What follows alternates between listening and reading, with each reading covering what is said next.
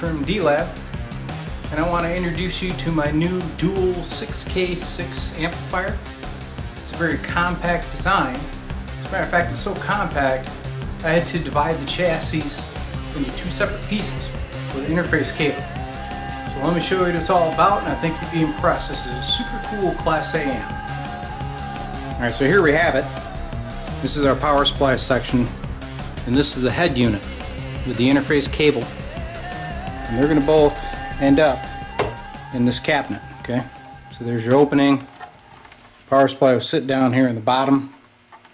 But right now, we're going to concentrate just on the main pieces.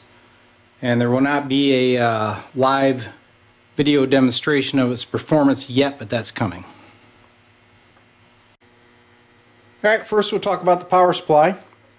It's got a vintage power transformer, 6x5 rectifier. It's a choke input type, filter cap there. Flip her upside down. You'll see a couple relays in here. Okay, we're going to discuss those in a minute. But it's all point-to-point wired, as you can see. Next we have the head unit. Okay, head unit has a pair of 6K6s and a 12AX7 preamp. The output transformer, if you can see it there, is a Hammond 125 CSE.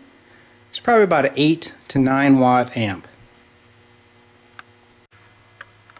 Alright, so the head, like I say, is a pair of 6K6s, and it features my rotary power select switch. Inside, you can see it's all point-to-point wired. It's got outputs on the back for 4, 8, and 16 ohms. Alright, so first we'll go to standby position, and you'll see this little nifty LED come on. Now here's what's cool about this amp. All the high voltage switching is actually done inside of the power supply. Okay, so you don't have any hazardous voltages sitting on this rotary switch. So when I go to the tube mode, you're going to hear it click. Okay, so let me kind of get here, and you can hear it coming out of the power supply. That little click is the first relay that comes on. And that applies high voltage through the tube rectifier, the 6X. Alright, so now we'll go to the diode mode.